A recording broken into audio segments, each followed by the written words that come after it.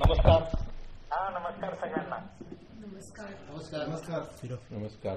काय म्हणताय बाकी?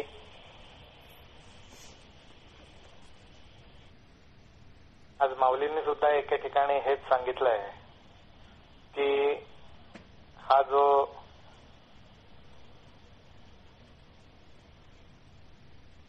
दहा इंद्रियांचा सगळा जो काही एक कारभार या देहामध्ये चालतो,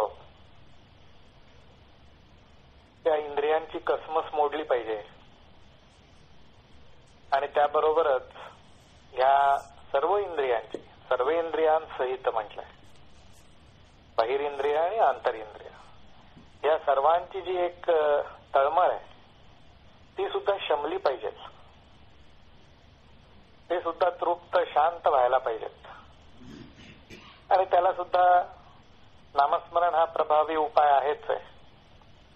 इतर वेळी इंद्रियांच्या साह्याने कर्म आपण करतच असतो, यथायोग्य आणि योग्य प्रमाणात केलेलं कर्म हे एक प्रकारे इंद्रियांच्या साह्याने मनाला आणि बुद्धीला आनंदच देतं. पण तो आनंद काही काळच राहतो. पुढच्या क्षणी परत दुसऱ्या आनंदाच्या क्षणाची अपेक्षा मनामध्ये तयार होते. त्यासाठी परत सगळी इंद्रिय चुळबुळ करायला लागतात.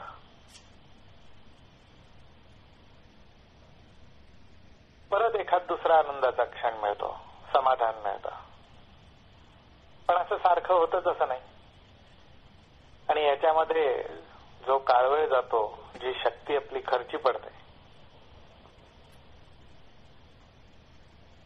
त्याच्यात आंतरिक समाधान मग तेवढं टिकत नाही. कारण प्रत्येक वेळी बाहेरून आपण घेणाऱ्या आनंदावर आणि समाधानावरच अवलंबून राहतो. पण खरं आपलं स्वरूप असं आहे की समाधानाचं जे मूळ आहे,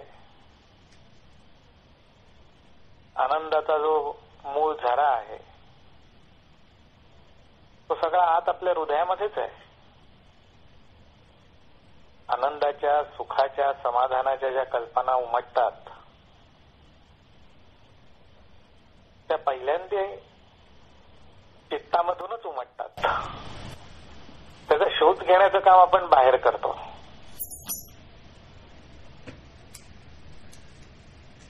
तर या क्रियेने आपण तृप्त, समाधानी, अंतर्मुख, शरीर स्वास्थ्य, आध्यात्मिक स्वास्थ्य हे दोन्ही आपल्याला लाभेल. याच्यात सगुण भक्ती पण आहे, त्याचप्रमाणे याच्यात अद्वैत, निर्गुण, निराकार, एकतत्व नाम,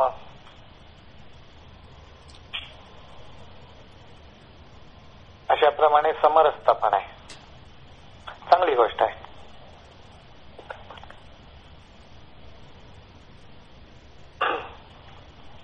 बाकी अजून इतरांचा काय काय प्रयोग, काय काय चाललाय, हे असे एक्सपेरिमेंट करून बघितले पाहिजेत.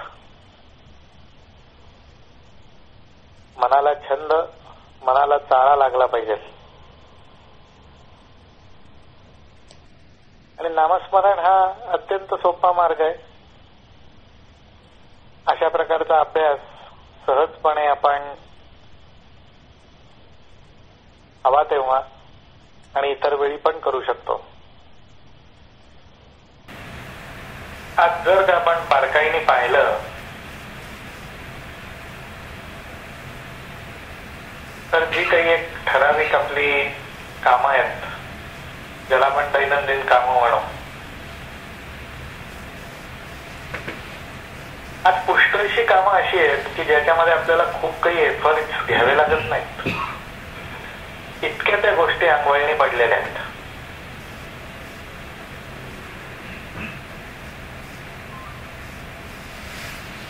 सकाळपासून आपण उठलो ते रात्री झोपेपर्यंत जो काही एक साधारण आपला आपण म्हणू आठवड्याभराची एक आपण जर समरी घेतली तर आपल्या लक्षात येईल की खूपशा गोष्टी इतक्या अंगवळणी पडल्या आहेत की फार काही त्याच्यात मनाला बुद्धीला श्रम घ्यावे लागत नाहीत. त्याचं कारण का, तर त्या गोष्टींबद्दल आपल्याला आवश्यक आहे तेवढं झालेलं ज्ञान.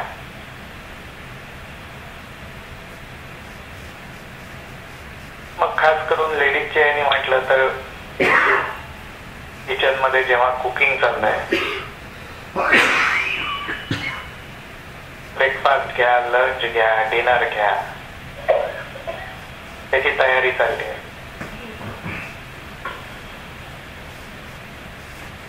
किती साधा मनाचा आणि बुद्धीचा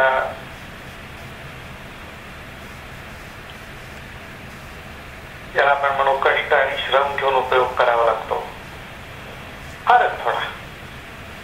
घरात कुठं काय माहिती असतं, काय करायचंय माहिती असतं, कसं करायचंय माहिती असतं.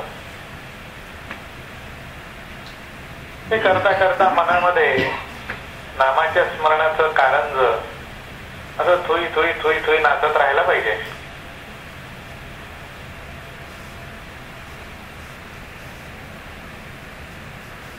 मित्रमंडळी भेटायला आले किंवा आपण मित्रमंडळींना भेटायला गेलो,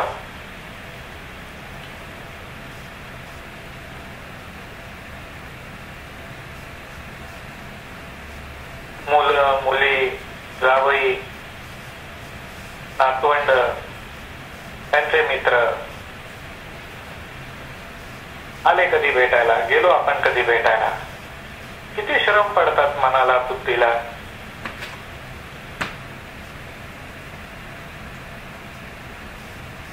काहीच नाही.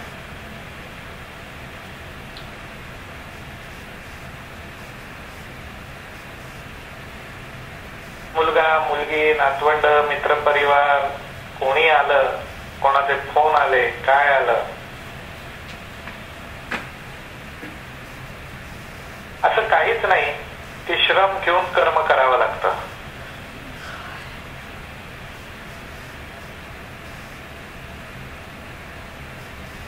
नैसर्गिकपणे आपोआप आपल्या हातून, शरीराकडून, मनाकडून, बुद्धीकडून आपोआप कर्म घडतं.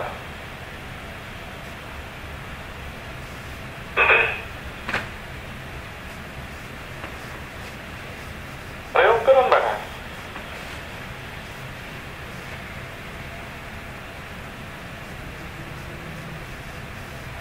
बसून राहा निवांत. कर्म करायची वेळ आली की शरीर, मन, बुद्धी सगळ्यातून असा एखादा प्रवाह वाहिल्यासारखा अनुभव येतो आणि आपण पटकन कर्मामध्ये उडी मारतो. सहजपणे आपल्याकडून कर्म घडून पण जातं. कर्माच्या प्रवाहामध्ये आपण उडी कधी मारली आणि त्या प्रवाहामध्ये कधी वाहत चाललोय हे समजत पण नाही.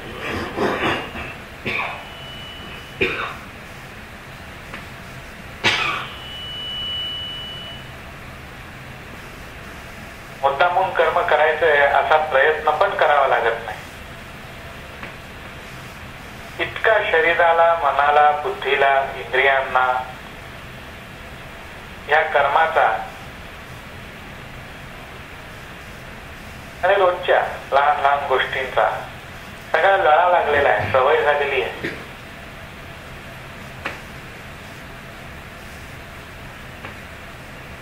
मग हे जर एवढं आपल्या अंगवळणी पडलेलं असेल की या गोष्टींवर फारसा लगाम घालावा लागत नाही,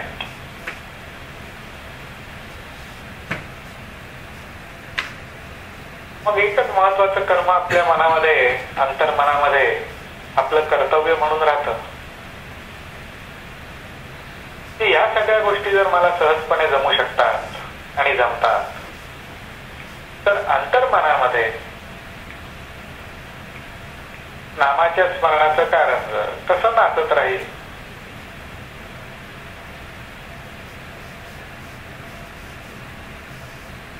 आज एखादी व्यक्ती आपल्या समोर येते, आपल्याशी बोलते तिच्या मनात काय चाललंय हे कोण सांगू शकतं?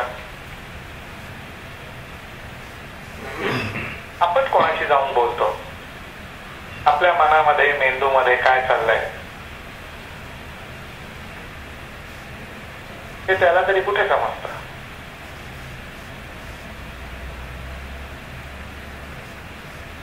जिथे ज्याची त्याला ती जाणीव असते, त्या जाणीवेला फक्त नामाशी जोडून टाकता आलं पाहिजे.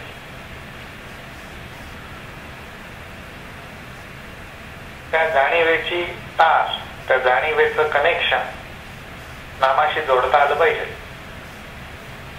आणि त्या जाणीव रूपाने जे आपलं आतल्या आत स्पंदन चाललेलं आहे, ती स्पंदनाची जागा नामाने भरून टाकता आली पाहिजे. हे आपलं खरं कर्तव्य आहे. तिथे बुद्धीचा, मनाचा, बळाचा वापर करता आला पाहिजे आपल्याला. तर आपण खरे बुद्धिमान, तर आपलं खरं कौशल्य.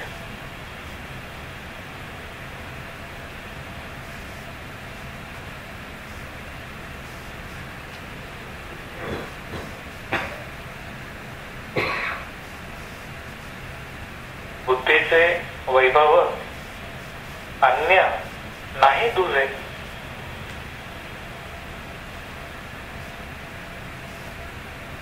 सगळा बुद्धीचाच तर खेळ आहे. स्पंदन आणि जाणीव जी आहे, मनाला सगळ्या गोष्टींचं ज्ञान होतं, पण ज्ञान करून देण्यासाठी बुद्धिरूपी शक्तीची आवश्यकता असते.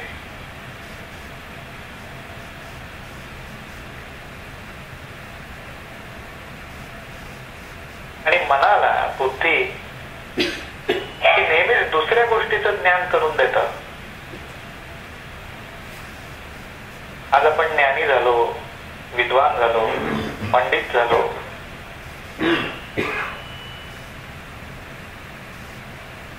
म्हणजे ज्ञान प्राप्त केलं आपण, जो अनुभव गोळा केला आपण,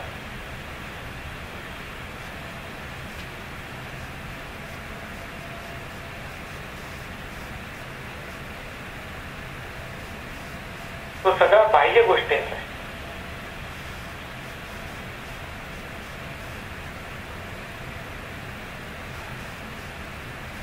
खरं ज्ञान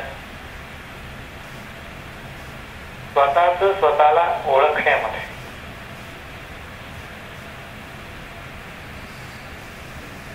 स्वतःच स्वतःला ज्ञान होण्यामध्ये खरा आनंद आहे, खरं समाधान आहे, खरं कौशल्य आहे. जर मनाच्या साह्याने आपण आपल्या बुद्धीला पाहिजे तसं वळवू शकत असू, जर बुद्धीच्या साह्याने आपण आपल्या मनावर ताबा ठेवू शकत असू, तर मग त्याच मनाचा आणि बुद्धीचा वापर आपल्याला करता आला पाहिजे. आणि करता येतो. आपल्याला रोजचाच अनुभव आहे.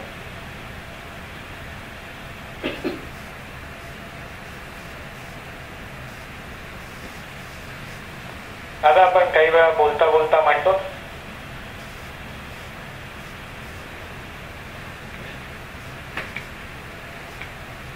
एखाद्याला आपण एखादी गोष्ट करायला सांगितली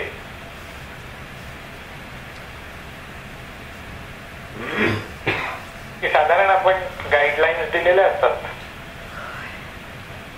ती व्यक्ती त्या फॉलो करते. काही कुठेतरी काही बिघडलं किंवा बिघडतंय असं वाटलं तर आपण पटकन म्हणतो, अरे जरा कॉमन सेन्स यूज करायचा.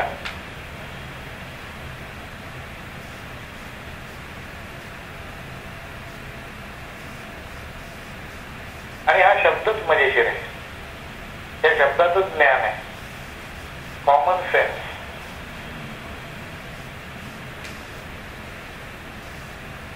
जो सगळ्यांच्या ठिकाणी सारखा आहे, त्या बाबतीत कुठेही भेदभाव नाही. म्हणजेच काय, तर आपल्या आतमध्ये आपल्या स्वतःला, आपली स्वतःची असलेली जाणीव, स्पंदन, हाच तो कॉमन सेन्स. त्याच्यावर लक्ष दिलं की आपल्याला त्या वेळेला उत्तर सुद्धा मिळून जातं.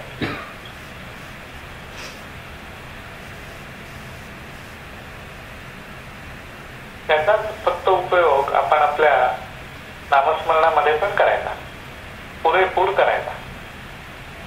म्हणजे आपला नामस्मरण, नामसाधना ही अगदी सहज सोपी होऊन जाते.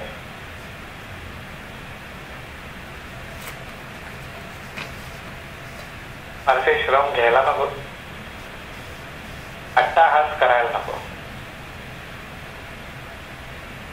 म्हटलं तसं त्या स्पंदनाला, त्या जाणीवेला भाव जोडून टाकता आला पाहिजे आपल्याला.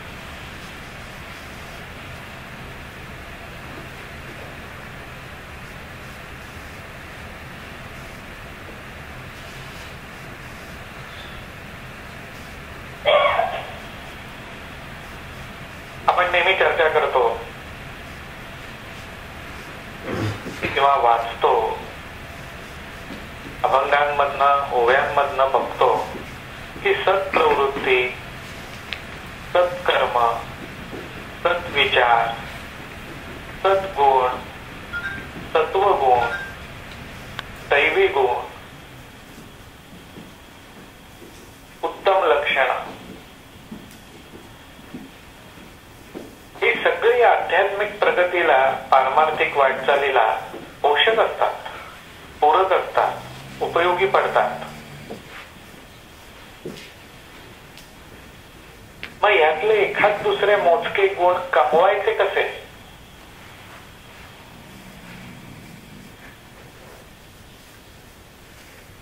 हे गुण मिळत नाहीत. हे गुण मिळवायला जाऊ तर प्राप्त होणार नाहीत.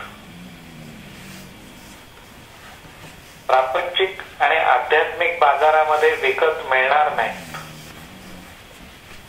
फुकट सुद्धा कोणी देणार नाही.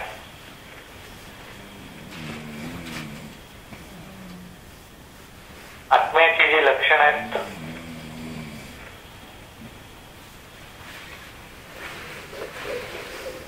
ती अत्यंत स्वाभाविक आहेत. आत्मलक्षण हा स्वधर्म आहे.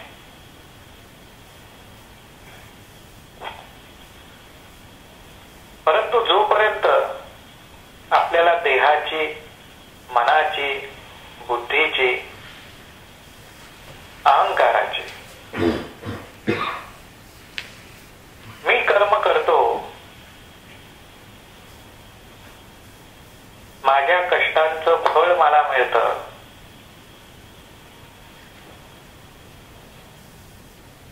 माझ्या बुद्धिमत्तेचं श्रेष्ठत्व मला अनुभवायला मिळतं, हे किंवा अशा अनेक प्रकारचे जोपर्यंत भाव आपल्या मनामध्ये उमटतायत तोपर्यंत हे उत्तम गुण कमवावे लागतात.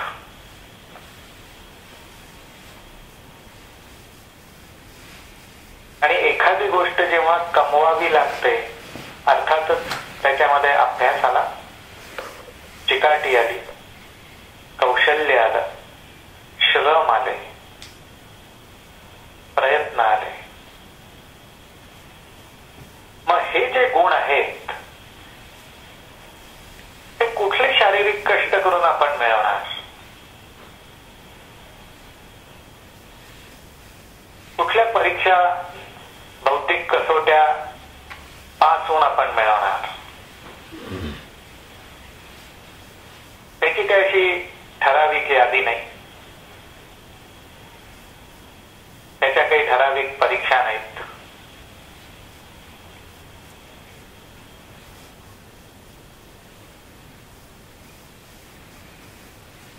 किंवा कोणी इंटरव्ह्यू घेतलेत आणि एखाद्याला उत्तम पुरुष, पुरुषोत्तम म्हणून सर्टिफिकेट दिलंय, असा पण काही प्रकार नाही.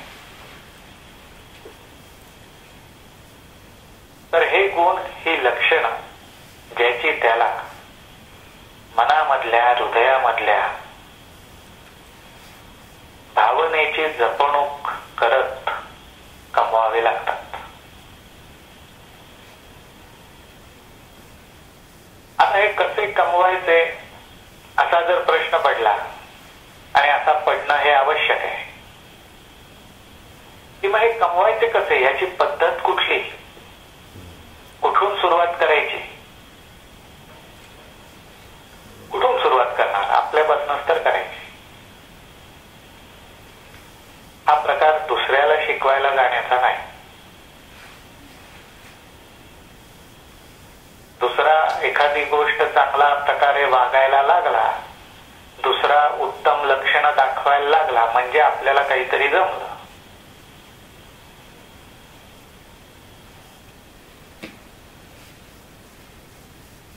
असं अध्यात्मात बिलकुल नाही. दुसऱ्याला जमो न जमो, दुसरा करो न करो, दुसरा बघो न बघो, दुसरा ऐको न ऐको, आपण काय करतोय ह्यावर आपलं आध्यात्मिक जीवन, आपली आध्यात्मिक प्रगती, आपल्या आध्यात्मिक जीवनाचा श्वासोश्वास हा सगळा आपल्यावर अवलंबून आहे. आपण काय करतोय, दुसरा काय करतोय,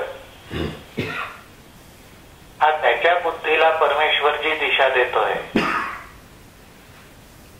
त्याच्या अहंकाराचा पारा जितका वर खाली, त्याचा तो परिणाम आहे.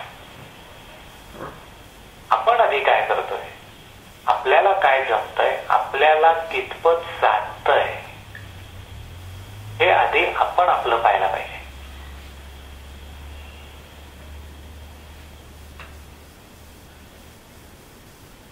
दुसऱ्याच्या नकळत आपल्याला आपली साधना करता आली पाहिजे.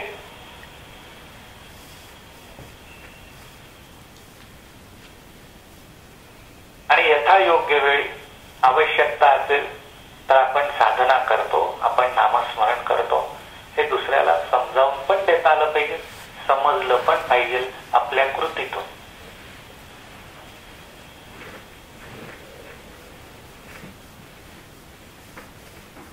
पण त्या अगोदर ही उत्तम लक्षणं,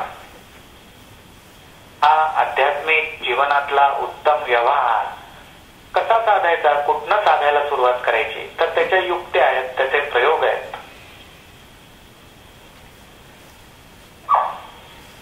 कायिक, वाचिक, मानसिक भाव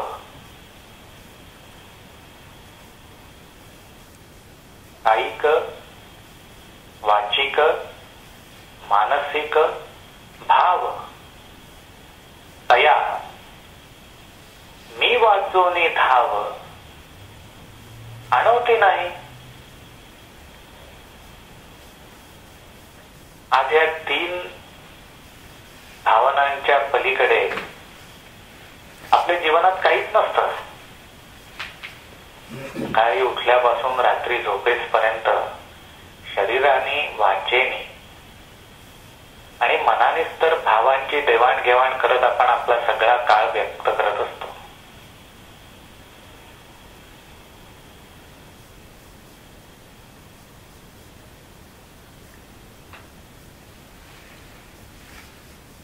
मग कोणी त्याला बॉडी लँग्वेज म्हणेल,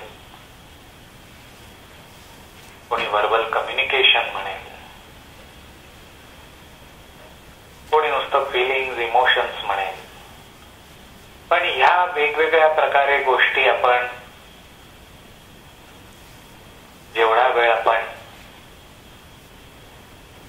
देहाच्या साह्याने जागे असतो,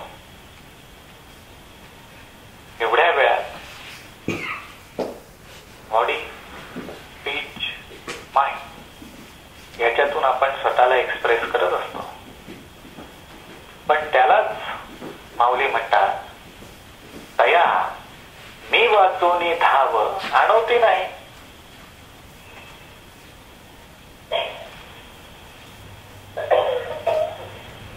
पण या गोष्टींना गोष्टींमधून आपण जेव्हा स्वतःला एक्सप्रेस करतोय,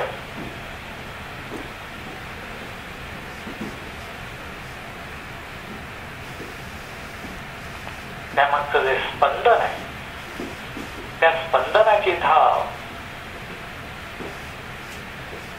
माझ्याशिवाय दुसरीकडे कुठे जाऊ देऊ नकोस.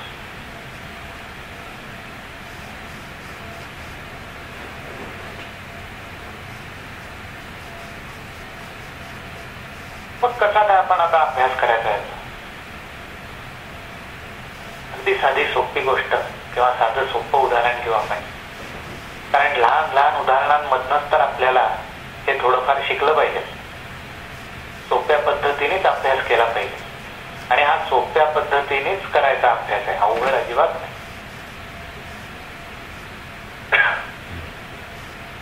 साधं उदाहरण घेऊ आपण.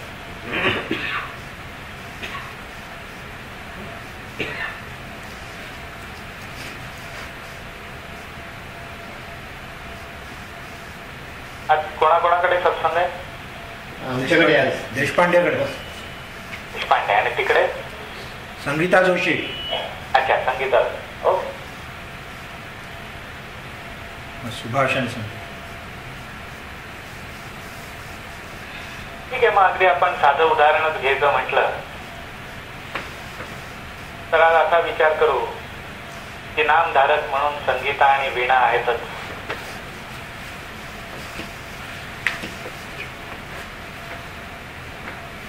आणि संध्याकाळी कामावरून सुभाष, श्रीकांत आले परत की साधारण संध्याकाळी आलो की आपण काय एखाद कप चहा घेतो, फ्रेश होतो.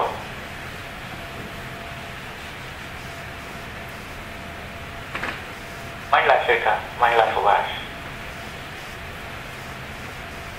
की काय एक कप चहा करणार का, एक कप कॉफी करणार का?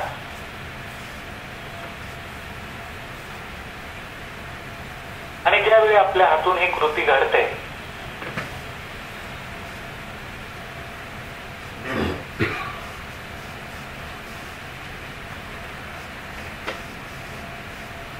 वीणा लागली चहा करायला, संगीता लागली कॉफी बनवायला.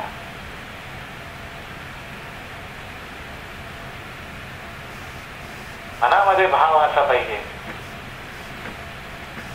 की खरोखरच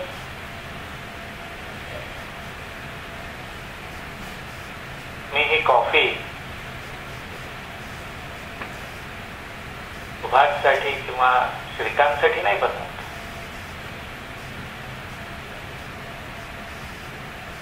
माझ्या इष्टदेवतेसाठी बनवते.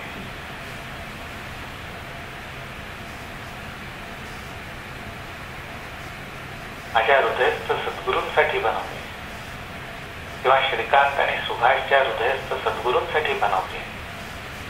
मग ती कॉफी चहा कसा बनवेल?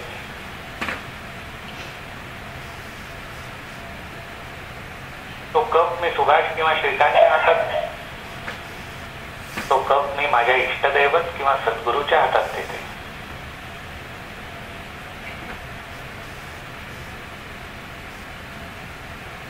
हा मनात संकल्प पाहिजे.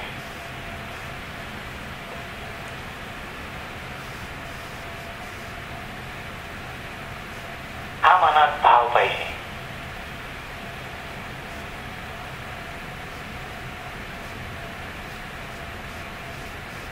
साधी गोष्ट आहे, पण अभ्यासाने त्याच्यातलं मर्म, त्याच्यातला भाव लक्षात येईल. आणि हा प्रत्येकानेच अभ्यास करायचा आहे किंवा प्रत्येकाने अशा बाबतीत, लहान लहान बाबतीत विचार करण्यासारखी गोष्ट आहे.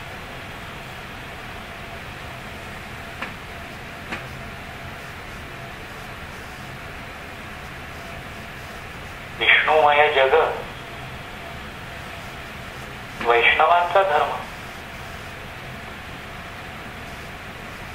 भेदाभेद भ्रम अमंगळ.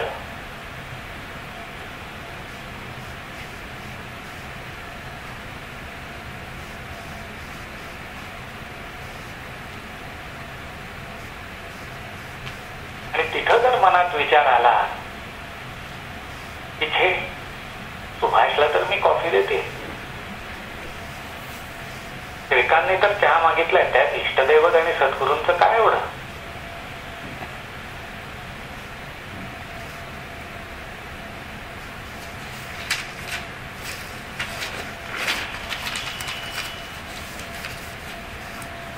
मग कधी आपल्याला हे ज्ञान होणार की सगळ्यांच्या हृदयात तोच आहे? कधी आपल्याला हे ज्ञान होणार की आपल्या हृदयामध्येही तोच आहे? आज परमेश्वर काय घरातली 4 मंडळी सोडून इतरांच्या हृदयामध्ये आपल्याला दिसणार आहे की काय? आपल्या स्वतःच्या घरामध्ये नाही आपल्याला जर दिसला, आपल्या स्वतःच्या घरामध्ये जर नाही आपल्याला त्याचा अनुभव घेता आला, तर बाहेर कोरडे पाषाण आहेत.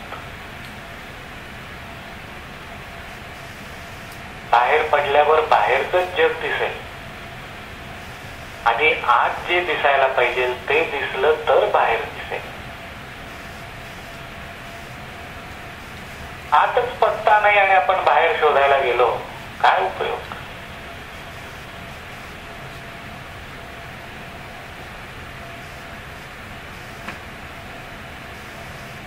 आपल्याच घरातनं आपण उत्तम व्हायचा प्रयत्न सुरू केला पाहिजे. भावभक्ती, सगुण भक्ती, भाव बळे आतळे. तर या भावाचं बळ, त्याच्यातून मनामध्ये होणारं मंथन, त्याच्यातून होणारं चिंतन, मनन, हे आपलं आपल्यापासूनच सुरू व्हायला पाहिजे.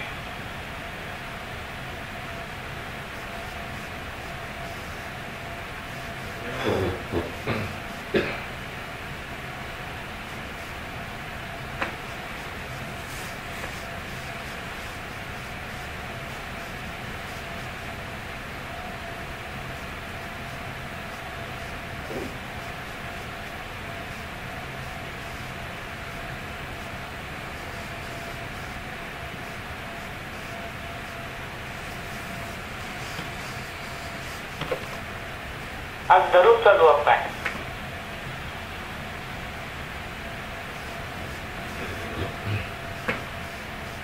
समजा चुकून 1-2 दिवस स्नेहलला नाही बरं वाटत आहे असं झालं,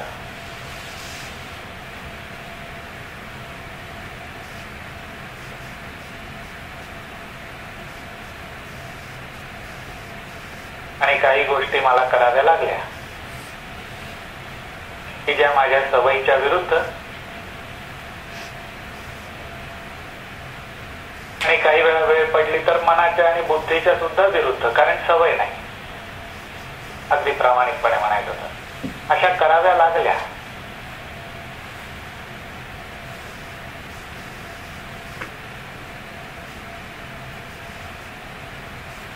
आणि त्या मी टाळायचा प्रयत्न केला, चिडचिड केली, अहंकार डोकावला. कुठे गेला विवेक? विवेकाच्या गप्पा करतो आपण.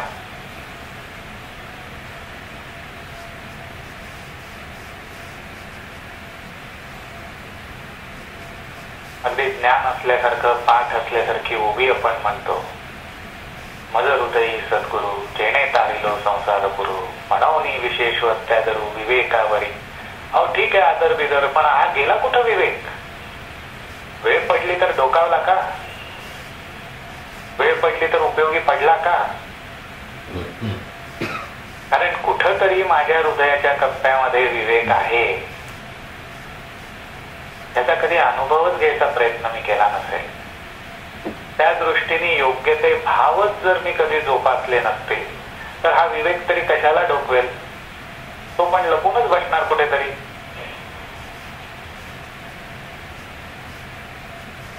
पण तिथेच सगुण भक्तीचा आधार घेत, तिथेच हृदयस्थ सद्गुरूंचं स्मरण करत,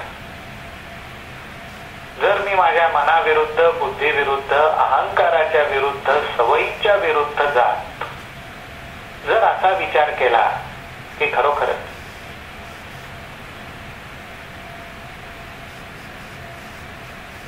आज आईसाहेबांची म्हणजे अण्णांच्या पत्नींची कधी सेवा करायला मिळाली नाही.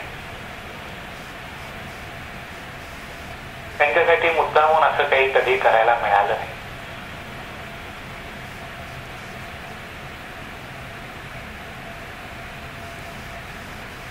आज स्नेहलच्या निमित्ताने जणू आईसाहेबांचीच सेवा करायला मला मिळतीये आणि त्यांच्यासाठी मी ज्या 2-4 गोष्टी करू शकलो असतो आणि केल्या असत्या, भावबळे आकरे एरवी ना करे. बहिर्दृष्टीने पाहिलं तर काहीच करणार नाहीये,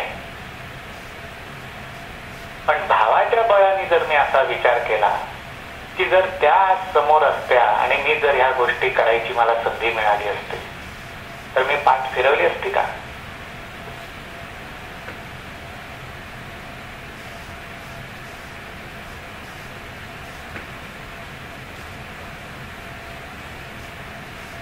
मग इथं तर तो नुसता मनामध्ये भाव धारण करायचा आहे.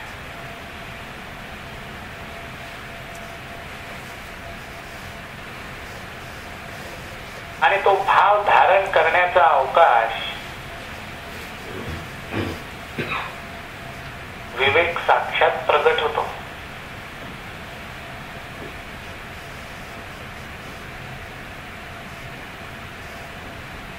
भाव धरता आला तर विवेकाचा उपयोग होईल.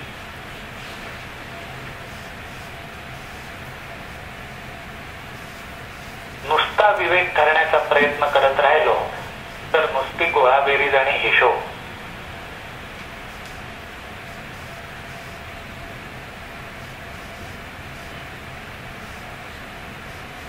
नुसत्या मनामध्ये कसरती की हे मी बरोबर केलं, इथे जरा मी कमी पडलो, हे मला अजून नीट करायला पाहिजे, मला इथे अजून प्रगती केली पाहिजे. हे नुसते मनाचे खेळ चालू राहते. पण भावाला पकडण्याचा छंद, भावाला धरून राहण्याची युक्ती आत्मसात झाली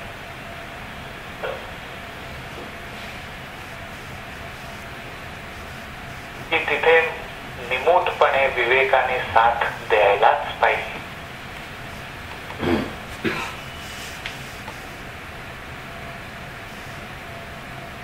आणि ह्या अशा लहान लहान वाटणाऱ्या गोष्टींमधनच, पण आपल्या घरात घडणाऱ्या गोष्टींमधनच आपल्याला आपला भाव जपता आला पाहिजे.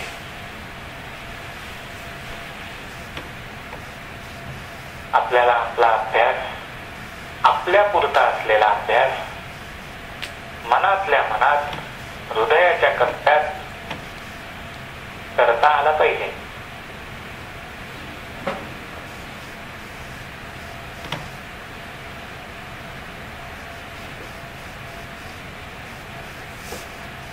नामाचा नुसता आरडाओरडा नको.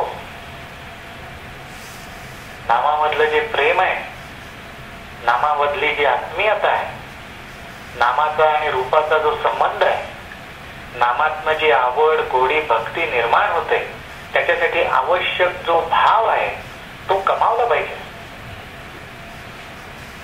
कोणी आणून देणार नाही आपल्याला.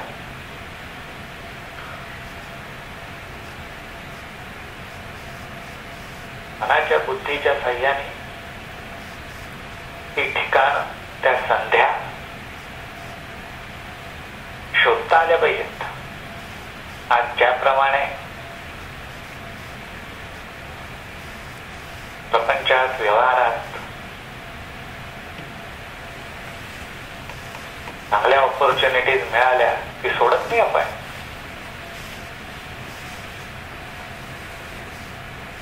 मनाच्या बुद्धीच्या साह्याने त्याचा पाठपुरावा करतो.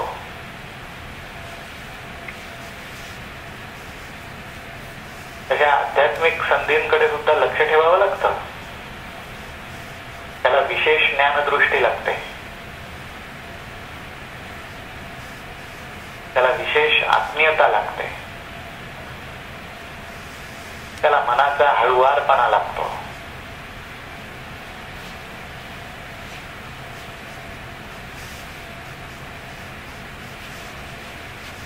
मग ती साधी गोष्ट असो, क्षुल्लक असो, महत्वाची असो, नैमित्तिक असो, प्रापंचिक असो, आरामदायक असो, सुखदायक असो, कष्टदायक असो, शोकदायक असो, त्या गोष्टीतला कुठलाही भाव असो, कसा जोडेन मी परमेश्वराशी, कसा जोडेन हृदयस्थ सद्गुरूशी, कसा जोडेन इष्ट देवतेशी.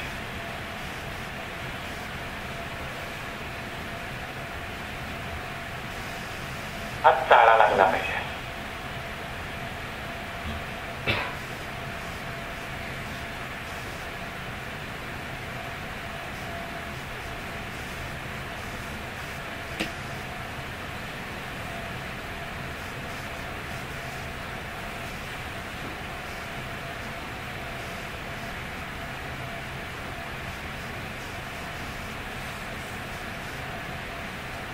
साध्या साध्या गोष्टी,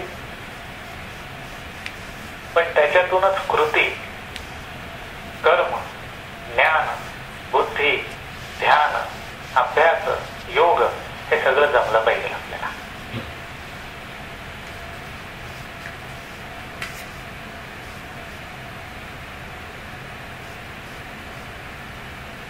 अगदी साधीच गोष्ट अजून घ्यायचं उदाहरण आपण म्हणू.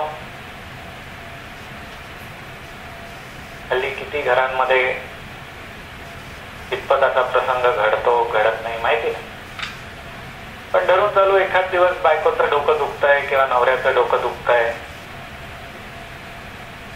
आज जरा डोकं दुखतंय, आज जरा बरं वाटत नाहीये.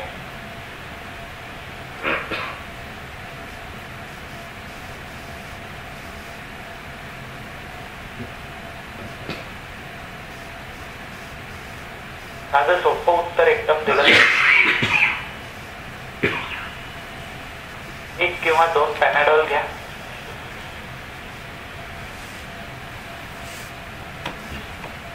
जेव्हा चहा करून देते त्याच्या अगोदर पॅनाडॉल घ्या, थोडा वेळ पडून राहा.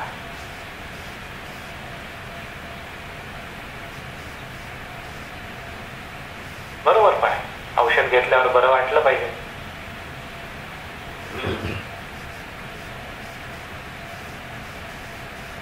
पण 1-2च मिनिटं, 1-5च मिनिटं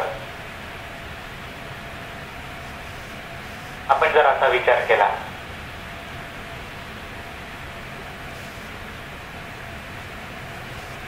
की मी देते डोकं चेपून किंवा मी देतो डोकं चेपून,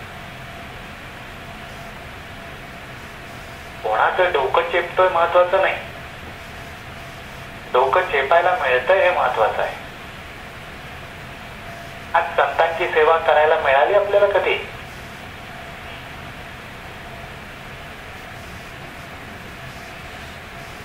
पण याच संतांनी तर सांगितलं ना, या उपाधी माझी गुप्त, चैतन्य असे सर्वगत, ते तत्वज्ञ संत स्वीकारिती. आम्ही कशाचा स्वीकार केला हे संतांनी त्यांच्या भाषेत सांगितलं.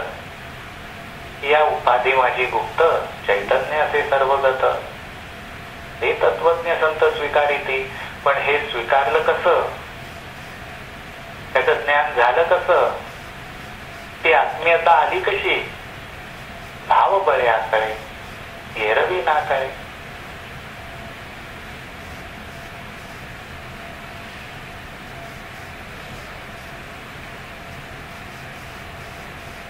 मग जे कोणी आपल्या मनामध्ये संत तुल्य व्यक्ती असेल, सत्पुरुष असतील, इष्टदैवत असेल,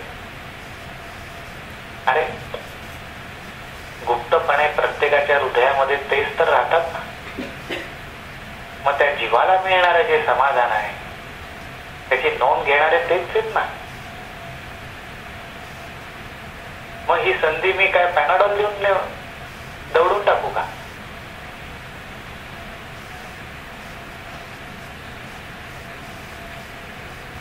कायिक भाव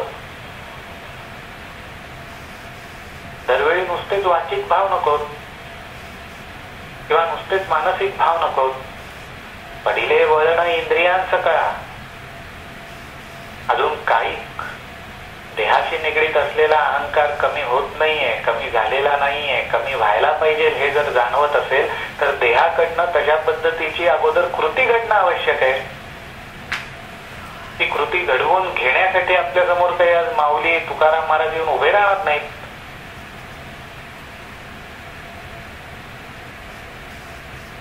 रामदास स्वामी काही त्यांचा दंड घेऊन पाठीत घालणार नाहीत.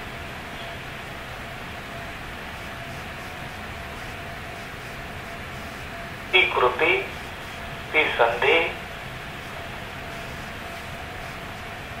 आपल्याला ओळखता आली पाहिजे. एखाद्या संधीमध्ये कायिक, वाचिक, मानसिक कुठल्या भावाने आपण नामाशी, परमेश्वराशी ते भावनिक नातं, तो भाव जोडू शकू का, ही संधी आपल्याला आपली शोधता आली पाहिजे. इथे दुसरं कोणी येऊन शिकवणार नाही. वेळ पडली तर फक्त हृदयस्थ सद्गुरू आहेत, ते मार्गदर्शन करतील, ते खून दाखवतील, बोट दाखवतील, प्रेरणा देतील, पण केलं आपल्याला पाहिजे. मग खऱ्या अर्थाने आपल्याला कायिक, वाचिक, मानसिक आपली साधना चालली आहे ह्याचा उत्तरोत्तर चढता वाढता आनंद मिळायला लागेल. तो आनंद शरीरावर दिसायला लागेल, मनावर दिसायला लागेल, बोलण्यातून प्रगट व्हायला लागेल. माऊली म्हणतात तसं डोळ्यातून भरून व्हायला लागेल.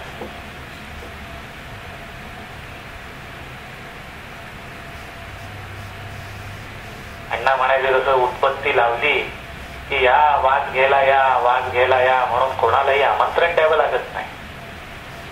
बत्ती लावल्यावर तो सुगंध पसरतोच.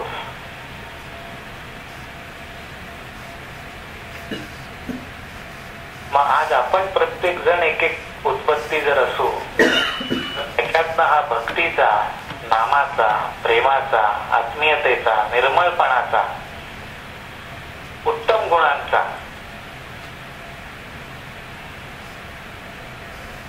सुगंध पसरला पाहिजे. आसमंत दरवळून गेला पाहिजे.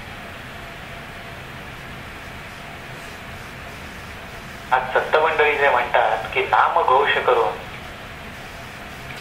भक्तीचा डांगोरा पिटून आम्ही सगळ्या जगामध्ये, सगळ्या विश्वामध्ये नाम घोष करू, तो हा अशा पद्धतीची त्यांची कल्पना आहे, हा अशा पद्धतीचा त्यांचा अनुभव आहे, हा अशा पद्धतीचा त्यांचा संकल्प आहे.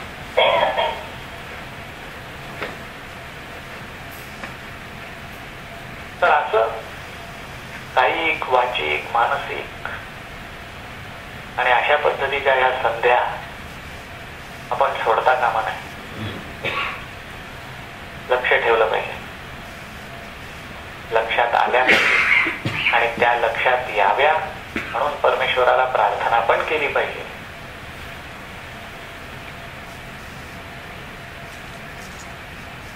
म्हणजे खरोखरच आपल्यावर त्यांची किती कृपा आहे, किती उपकार आहेत संतांचे, ते तेव्हा आपल्याला समजायला लागेल.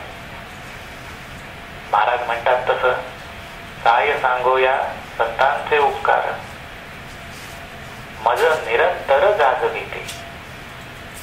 निरंतर जाग ठेवता तो, निरंतर जाग ठेवतात.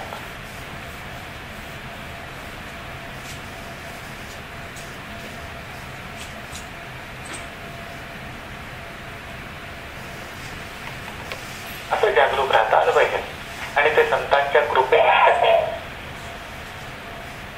पण संतांना आपण दाखवून दिलं पाहिजे.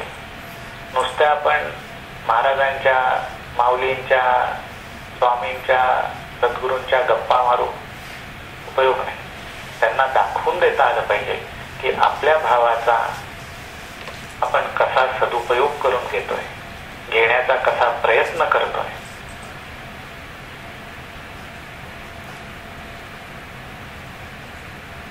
मग माऊली म्हणतात तसं होईल. द्वारकेचे राणे पांडवांकरी, परमेश्वराला संतांना वाटलं पाहिजे ना आपल्या पण अंगणात यावं. त्यांना तीच आवड असते.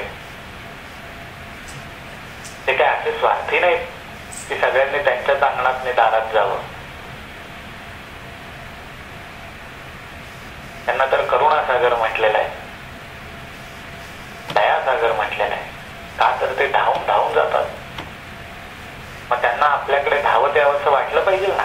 ते एकाच जोरावर वाटणार. भाव बळे एरवी ना कळे. त्यांना काही कळत नाही आपण काय करतोय काय नाही.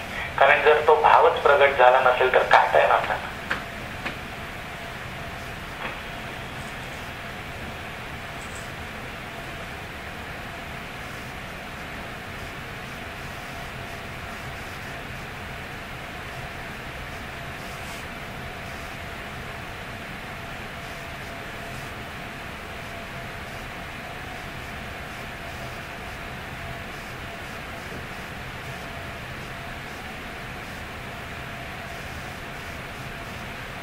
तर असं अशी ही बैठक आहे, असा हा अभ्यास आहे.